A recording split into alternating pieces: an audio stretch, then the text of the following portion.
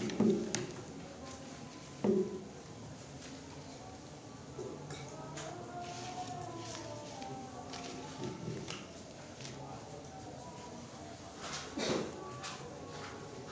piro?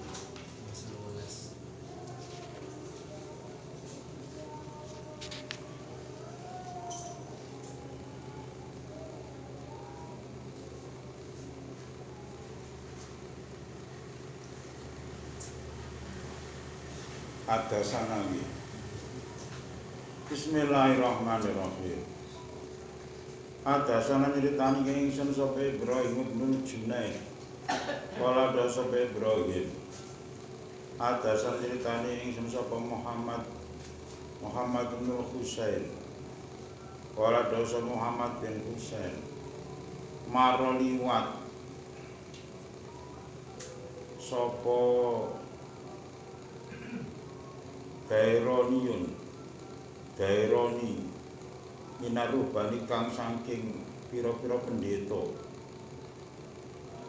Pakulna matur sapa ingsun. Ana ing dalem ndi turidu ngarepake sapa sira. Kala dosa sapa Dairon. Ajulu mubeng-mubeng sapa ingsun.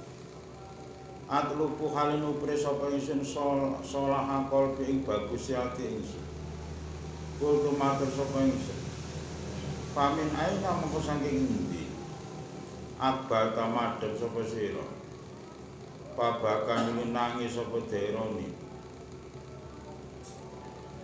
Tumakola nuli matur sapa Daironi abal tumadhep sapa ingsun. Min indi komen saking ngarepe saking sandinge kaum. Malu kang padha bosen sapa kaum. Ni amawa ing pira-pira nikmate Allah. Indau kang ing dalem sandinge kaum. Pakhibtu mongko wedi sapa ingsun. Ayas lubaum ing to ndedel sapa wa ing kaum. Ndedel sapa wa ing kaum iya ni'am.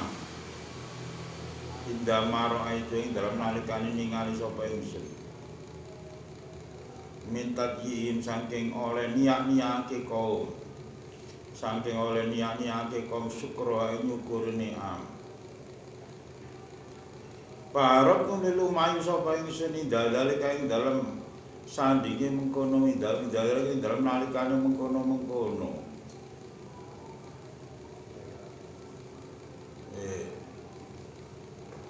Diricege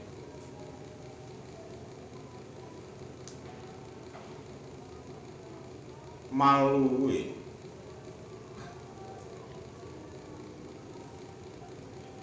Fahal min mursyidin mongko ana ta utawi saking wong kang nuduhake yursidu kang nuduhake sapa mursyid ila khairin maring perkara bagus. Ayat dulu tono doake sapa mursyid aling atase khair. Iki ceritane wong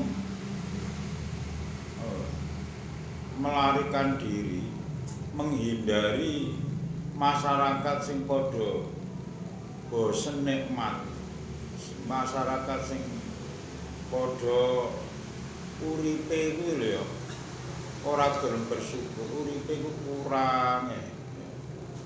Masyarakat iki dene karakter dhewe. Enak to ya masyarakat itu desa niku ngono. Wong iku lho ya jor-joran senengane. Unggul-unggulan enek. Masyarakat enek sing ning kono wong iku modele kuwi anu medhit-medhit enek. Masyarakat sing enek modele wong karaktere iku loman-loman ngono kuwi enek ya. Lah bapak niku takon wong loman karo wong medhit niku wong ngembes iki kan akeh to wong ngembes. Pak sampean ngembes merono-merono niku tiyang loman iki tiyang pundi? Tiyang mriku lho Yai Roman. Kula ngembes mriku asal kathah. Tiyang mriku tiyang medhit-medhit ya. Ngene iki ya. Takon wong ngembes lho bapak niku. di wong loman daerah wong loman daerah ya ngono. Dia menghindar, kok ndak kuatir lain apa-apa katut-katut. Ya. Maluni amawa indahu. Masyarakat nggen kula niku nganu, wong niku padha bosen karo nikmate Allah. Mboten purun nyukuri nikmate Allah. Kula wedi engko ndak nikmate Gusti Allah dicabut saking masyarakat mriku. Gitu. Terus kula niki menghindar ndak katut-katut. Dadi wong ya bolak-balik tak omongno. Aja kumpul karo wong sing anu ya. Aja kumpul karo wong elek-elek, engko ndak ketularan. Lah nek apa-apa nek bencana sampean kabeh. Tapi ya aja gething gitu ya. Biasa kumpul biasa acara-acara misalnya ana acara kegiatan masyarakat misalnya kerja bakti gitu ya. Apa nek kumpul, tapi aja terus mepet. Kadang-kadang wong alasan, aku niate dadani. Aku pengen koyo Sunan Kalijaga, ngene ya. Para wali ngumpuli wong elek-elek. Iya kono wali ya Sunan Kalijaga, sampean Sunan Joko Kali ya. Menggawane golek iwak. Katut orang titik katut itu ya. Aja terlalu, kamu aja terlalu kumpul karo wong sing orang genah. Bapak lah ngelingno itu bolak-balik wattaqu fitnatal la tusibanal ladzina dzalamu minkum khos. Wedya nang fitnah sasar sing ngeneki ki mau ora nggone wong apik-apik, wong elek-elek tok. Wong apik katut. Bapak nyeritakno Mbah Nabi Musa. Mbah Nabi Musa iku sedane ning ora-ora teh bareng karo kaume. Kaume niku diadab karo Gusti Allah. Nabi Musa katut ning ora-ora teh sedane. Saiki penak-penakan ya sampean iki enek wong main wong dadi ne. Sampeyan gak melok main, tapi sampeyan ning kuno. Kira-kira nek semprit-semprit operasi prit-prit. Itu sampeyan katut ya. Kula mboten melok kula teng mriku namung ngarit to. Lah. Gak iso ya. Digowo sampean katut grobokan iku ya. Ngene ya.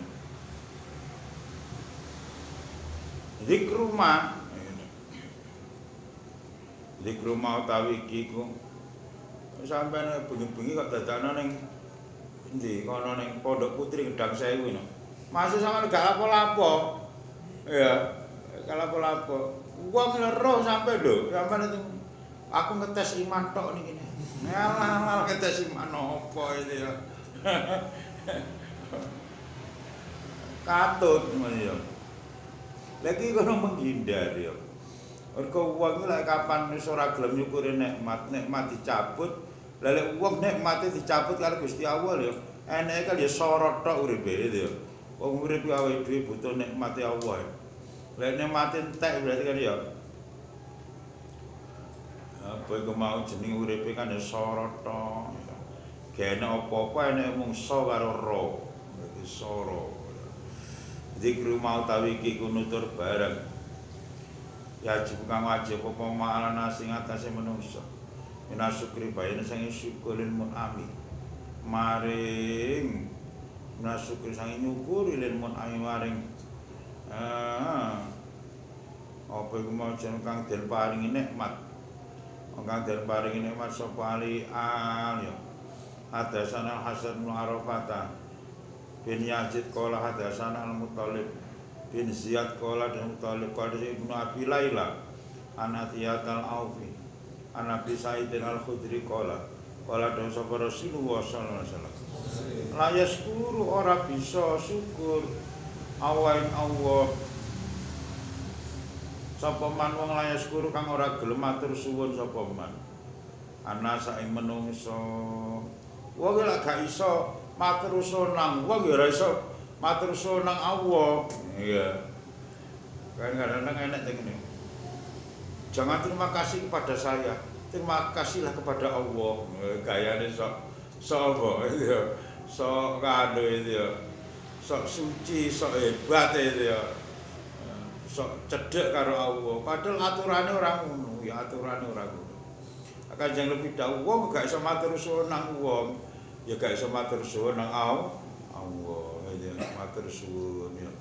Sampe ditulung wong, sampe dibantu wong, diwehi wong matur suwun ya. Matur suwun nang wong, ya matur suwun nang Allah. Mergo wong sing bantu sampean sing nulung sampean kuwi jenenge minangka pelantara itu minangka pelantara terus sing ngeterno nikmati Allah nang sampean sing ngeterno nikmati Allah nang sampean matur suwun nang wong iki mergo wong iku mau wis ngeterno nikmati Allah nang sampean sampean duwe rokok karo kanca mari buka ya rokok ya matur suwun sampean sawang wong iku wong sing ngeterno rokok pamane Gusti Allah ya nang sampean wong kuwi sing ngeterno rokok pamane Gusti Allah nang sampean ya iku kan ya ora mungkin cara Gusti Allah ngeterno rokok dhewe nang sampean kan ya ora mungkin itu ya Gusti Allah Maha Agung Maha Mulya. Wong Pak Camat itu sego pecel dhewe gak tau mesti kongkonan wong. Gitu ya. Mana Gusti Allah sing begitu mulya, begitu agung ya. Apa gak iso dhewe ya iso gitu ya. Iso ya. Tapi wong mulya, zat sing mulya ya agung ku lapo-lapo mesti mesti kongkonan nganggo lantaran ya. Nganggo lantaran. Pak Bupati cara garap sawah ora mungkin sawah di macul muatun gitu ya. Macul muatun ngelepi bengi-bengi lep. Ora mungkin gitu ya mergo bupati ku mesti ngongkon apa maneh presiden ya.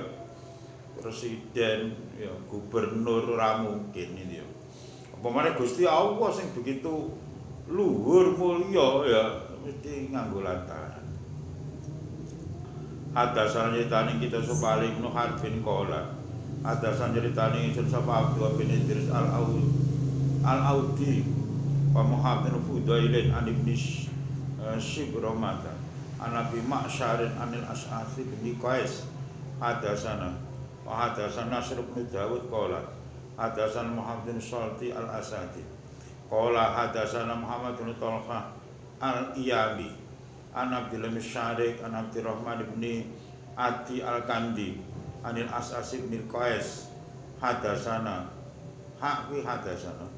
qala wa hadasana al-Abbasu apa iku mau jenenge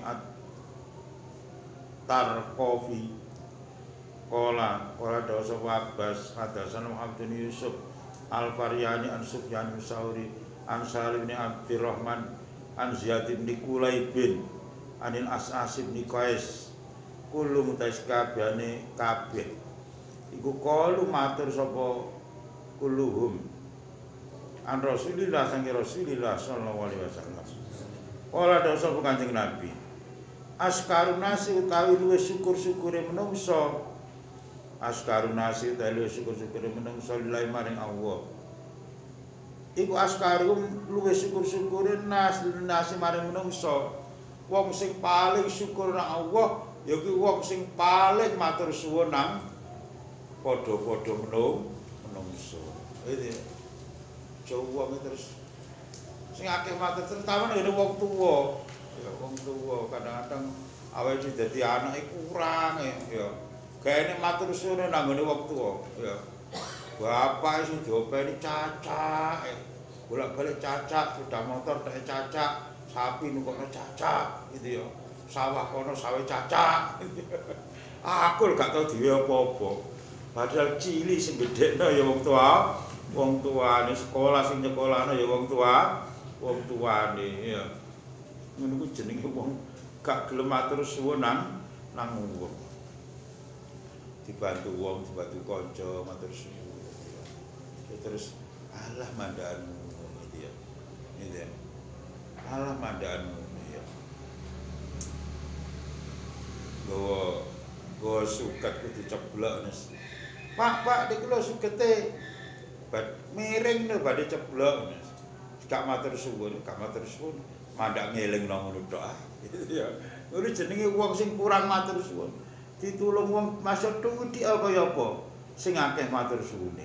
Mergo wong sing paling akeh matur suwune nang Allah, ya kuwi wong sing paling akeh matur suwune nang wong liya. Sing dilingi apike, aja dilingi elek. Sing nemen biasane wong tuwa ngono sajake gak padha didik wis gak ketok kabeh apike gitu ya. Gak ketok kabeh. Awakmu sawah bagiane kono, cacakmu kono, adikmu kono, bayimu kono. Ngono sing digoleki elek gitu. Aku digoleki sawah sing adoh embong ngono ku regane murah. Lha iki ngono kuwi sing oleh mandang wong tuwa wis oleh bapak wis ora tepak wis pilih kasih nang anak ya Mbak Yu diwehi kok enak-enak cacak kono agung ngene. Gitu. Ngono kuwi ya. Sing gampang matur suwun nang ngene wong walaupun itu barang-barang sing kecil ya. Ben sampean gampang matur suwun nang Allah ben iso bersyukur nang Allah.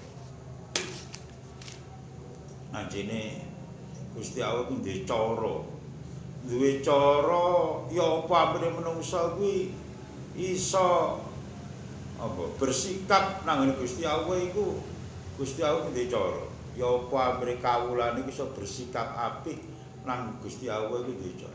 Diwe contoh, mergo menungsa gak diwe contoh gak paham. Ya lewat menungso dhisik, ya ora langsung nang Gusti Allah ora. Ya. Kadang-kadang kan ana wong aliran, kenapa itu orang-orang NU itu lagi kalau mondok itu sama kiainya kok mesti hormatnya jan setengah mati, keterlaluan, mengkultus individukan. Welalah, ngomong apa cocok ngene ya. Ngono nganggo marahi ora terus kita kalau mau menghormati ya langsung hormat kepada Allah Nabi. Kenapa harus pada seseorang manusia? Ngono Gusti Allah ndene cara ya. Lah awakmu karo gurumu karo kiaimu munduk-munduk sembarang kalir apa perintahe kok nut ya. Kowe dikongkon nguras WC manut ya. Dikongkon mlaku kene pare ya PP manut paribasane kuwi didoni raimu lho kowe mangap lah ambek kiaimu iku iso kudune ambek aku kowe kudu luwih iso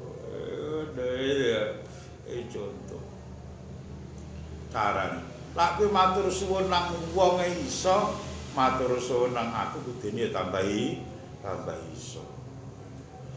Carane kuwi lek matur suwun nang ngene wong matur suwun. Gitu ya. Atimu kuwi penuh dengan kerendahan ya. Awakmu bungkuk-bungkuk. Matur suwun nang aku ya luwih nemen. Aja trimo bungkuk sujud syukur. Ya. Kenapa tidak langsung pada Allah? Walah.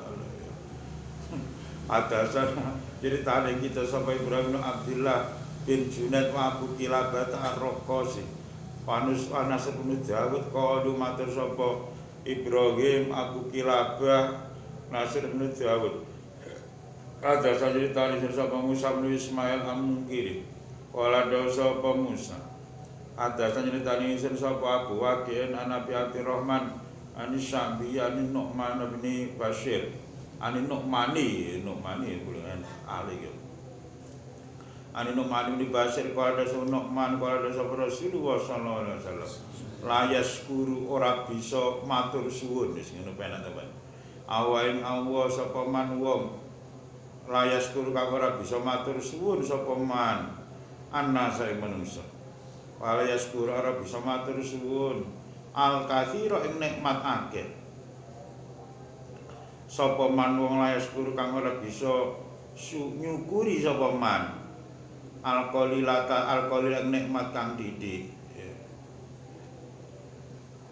Fadilatus Syukri utawi kiku nerangake Fadilatus Syukri utawi iku keterangan kitab Fadilatus Syukri la Abi Bakar Al-Khoronti kang Kedhi Abi Bakar Al-Khoronti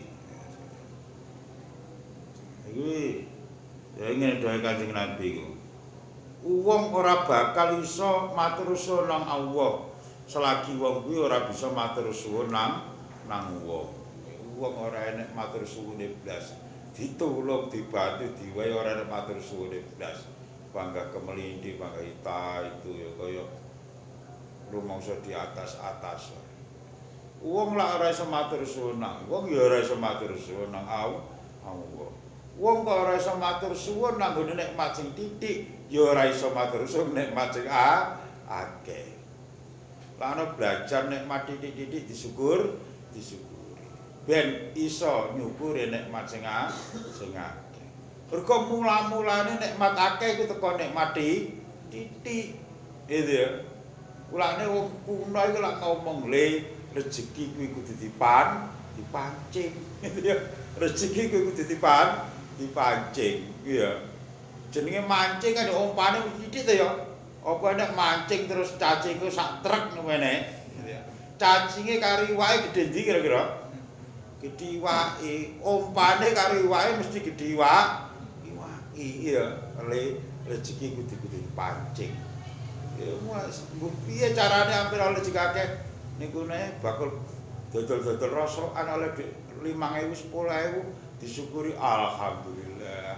Engko ben oleh rezeki gedhe. Ya. Apa ning kono utang-utang sirek. Mau utang rezeki lho ya.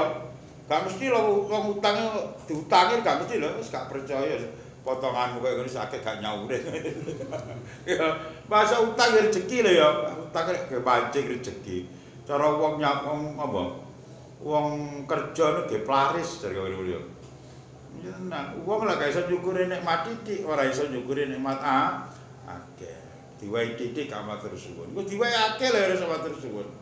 Tur maneh nikmat akeh kuwi asale teko titik. Ya, ora iso nyukuri titik kok akhir terus diwai akeh. Ya.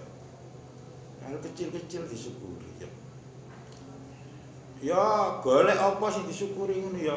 Aja misale gak duwe dhuwit gak duwe dhuwit arep nyukuri dhuwit piye yo angel itu ya. Ya golek nikmat liyane. Masuk gak duwe dhuwit awak cek diparingi waras alhamdulillah itu. Masuk gak duwe dhuwit nyatane kunci iso buka itu ya. Masuk gak duwe rokok cendetku cek lumayan. Jadi itu ya. Ya, golek liyane aja angel aja lek gak duwe dhuwit kon bersyukur ya angel. Golek nikmat liyane.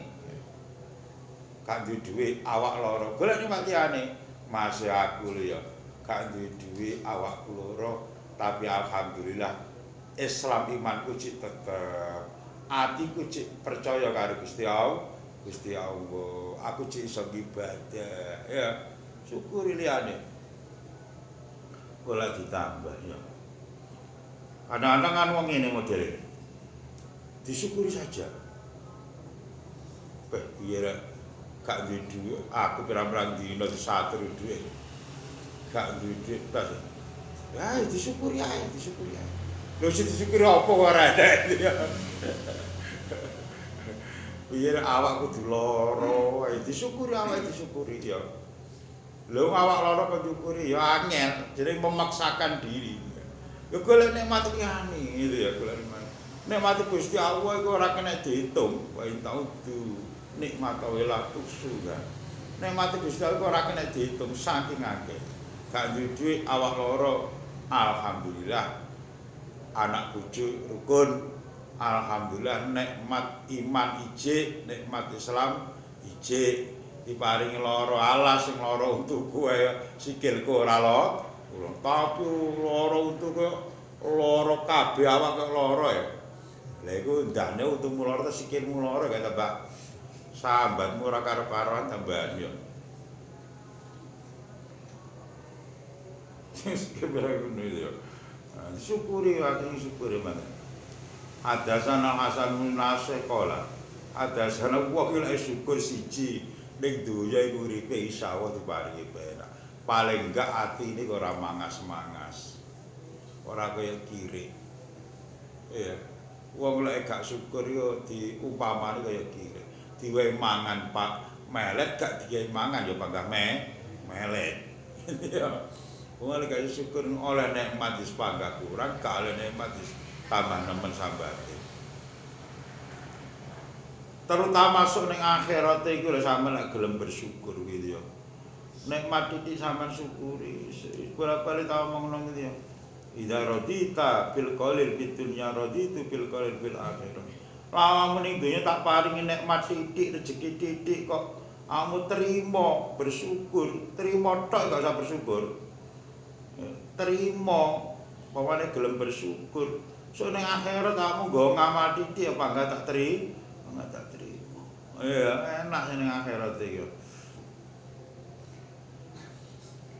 Hadatsana al-Hazim Nasih qala hadatsana Ishaq bin Isa qala waqi'un arwasi Nabi Abdurrahman Sami anisami mangan tok iku lak iso bersyukur lak gelem matur suwun iki lho ganjaran ngalahno wong poso itu dhewe enek jane ya ngalahno poso sampean mangan tok iso bersyukur matur suwun ya Allah iku wis mangan wis enak oleh ganjaran pisan koyo ganjarane wong poso ngalahno sampean Ani Nu'man ibni Basyirin kala dosa para Rasulullah sallallahu alaihi wasallam at-tahadits cerita-cerita dinikmati lan nikmati Allah iku syukrun aran syukur atar kuwate tinggal tahadits iku kufrun kufur paman tesapan lam yaskur ora gelem syukur sapa man ora bisa nyukuri sapa man al-yasira ing barang kang titik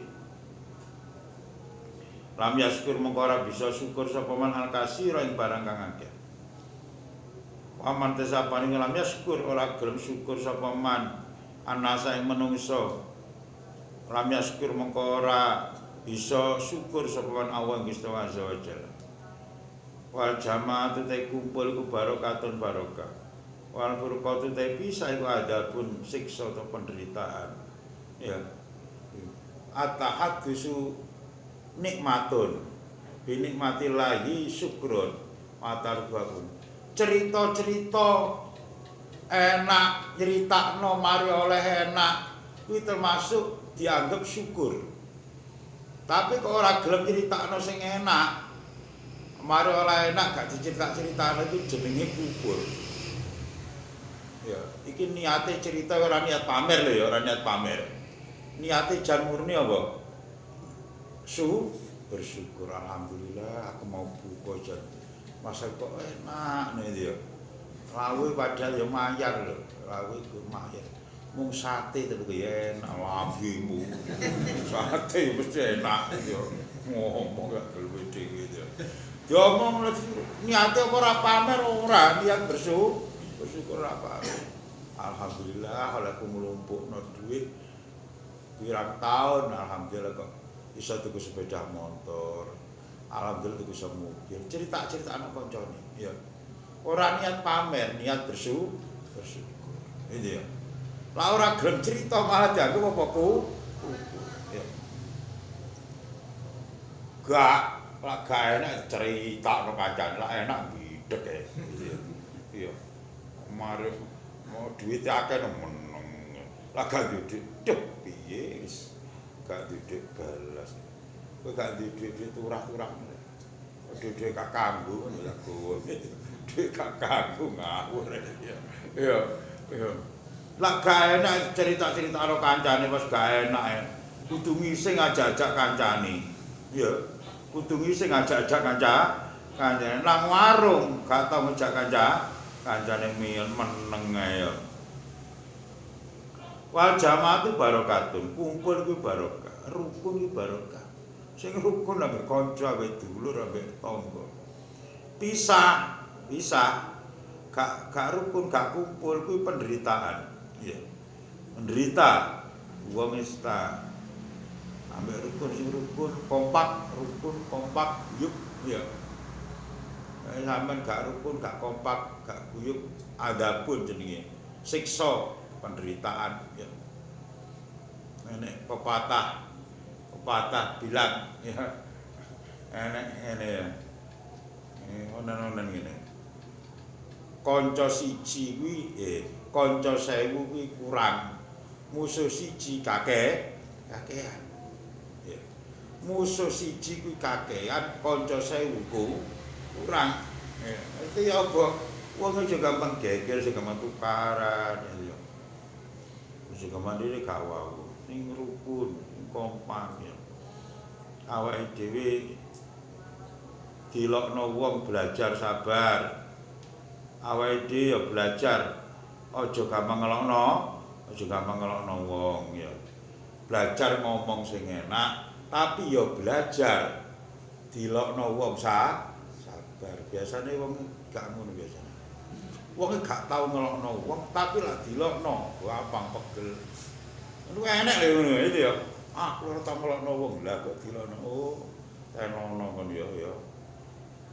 Leno jeguk tenan kowe itu ya. Ya enek wong ngono. Gak tau ngelokno wong, tapi dilokno wong gampang mangkel. Ya. Utawa pinter ngelokno tapi lak dilokno mangkel. Mulane sing pas piye? Belajar sabar atau betah dilokno wong itu ya. Tapi ya belajar ngomong sing apik. Belajar ngomong sing apik. Sak dilokno wong saja iso bales gitu dilokno ngono ae. Kok dipendem ya dendam mulian. Dadi udun ning bathuk pisan ya. Kaya awake dhewe gak iso cerita aja kaya ngono kok ajarane wong aliran apa ngono ya. Kalau kita dikata-katain dilokno wong sabari Kanjeng Nabi dilokno tersenyum. Itu Kanjeng Nabi. Awake itu kelas wali ini dia. Kalau ditampar pipi kirimu, berikan pipi kananmu. Bongko ya. Wong malah gemes ya. Ajaran itu ada tuh aliran bukan gaya kemelinti sok-sok hebat-hebat to ya. Dilokno aja ngono ya. Lak dilokno wong, awake kok iso ngelokno, iso bales-balesen. Tapi lek gak iso bales guyu ae, disabar betah-betah. Oh nah ya. Hadatsana Ibnu Zaid Al-Faraidi. Qala dosa wali. Hadatsana Abu Taubah Arabi bin Nafi'.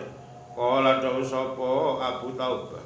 Hadatsana Isa bin Yunus hadatsana iki tahwilu sanad. Dadi pindahe sanad. Ana tinggal. Wa hadatsana Ahmad bin Mansur Ar-Ramadi qala hadatsana Muhammad bin Abdul Al-Ansari jami'an. Halis kabeh ini Ansari bin Abi Al-Ahduri An Zuhri An Urwata An Aisyata Qala dosa Sayyidah Aisyah qala dosa Rasulullah sallallahu alaihi wasallam manut Aisyah pane wong iku ulia den paringi sapa man ma'rufan ing sedekah ngene penak ma'rufan ing sedekah itu kebagusan palu kafi mongko becik bales sapa man. Bales sapa aling atase ma'ruf. Paman mongko ta sapane wong lam yafal. Ora gawe sapa man fal yadkur. Mongko becik nutur sapa man ing ma'ruf. Painaman kono sak temene wong. Dakaro kang nutur sapa man ing ma'ruf. Nah, dakar kang nutur sapa ning ma'ruf iku fakot sakaro. Mongko tempat nyukuri sapa maning ma'ruf. Upakon sakal nyukuri sapa maning ma'ruf. Lah sampean diparingi sedekah wong diparingi wong sampean bales sing awet. Wis kaya urip bermasyarakat ing perkampungan ini tanggane diwehi kala terus dipindah, ada dipindah, terus ada kala megenti disaini apa? Disain apa roti tau apa biasa tak gitu ya pindah ya tanggane ngewehi apa roti gitu ya terus ada dipindah terus ada yang mau disain apa genti ngono ya enak tapi itu ya Gawe nek timbangane ada yang nganggur iki isine boto. Acine ketok iku budaya Jawa, budaya orang kampung. Tapi ku memang ajaran Kanjeng Nabi gitu ya. Ajaran Kanjeng Nabi ngono ya. Ajaran Kanjeng Nabi kamu diwehi genti balesen awe. Lah gak iso bales sebutan nikmat sing diwehi wae sama sebutan. Sama ngomongno. Aku dhewe jan weh nak diwehi kolok, diwehi panganan, diwehi semangka karo kae ya. Sama sebutno ngono. Mergo sampe nyebutno nikmat kuwi jenenge sapa syukur. Syukur ya. Sampeyan gak iso bales, sampeyan sebutno. Weh, mang aku diwehi es. Weh, mang aku diwehi apa? Nanas karo kae ngene sepuna ngono. Jenenge ngono kok matur suwun. Matur suwun nang wong sing weh sampean nyebutno nikmat diwehi kae ngono ya. Jenenge sampean wis padha karo matur suwun nang kae ya. Hadasana Al-Walid bin Madhab Al-Mausili. Qala hadasana nyritani ingsun sapa Abdullah bin Ammar. Wala sapa Al-Walid bin Madhab wala sapa Muhammad bin Abdullah ya. Hadasana nyritani sapa Yaqub bin Ishaq Nabi Awanada anil A'masi an Mujahidin an Ibnu Umar ana Rasulullah sallallahu alaihi wasallam. Ukola dosa Kanjeng Nabi mantes sapane wong iku ata teka sapa man ilahi kemaring ira kabeh makrufaning kebagusan wis penak ngomong sedekah enek wong kok mara nang sampean nggawa sedekah fakafiu mongko bales sapa sira kabeh ing man pailam takdiru mongko lamun ora kuwasa sapa sira kabeh mongko lamun ora kuwasa sapa sira fatu mongko ndongakno sapa sira kabeh ndongakno sapa sira lau maring man ata tuk lamu sehingga den weruhi sapa sira kabeh anak sak temen sira kabeh kukot kabeh itumu teman-teman males sapa sira kabeh ing man kukot kabeh itumu teman-teman males sapa sira kabeh ing man utawa sampean gak ngomongno nikmat diwehi kae sampean dongakno wong sing wehi kuwi lan sampean gak iso bales pawewe dhewe alhamdulillah.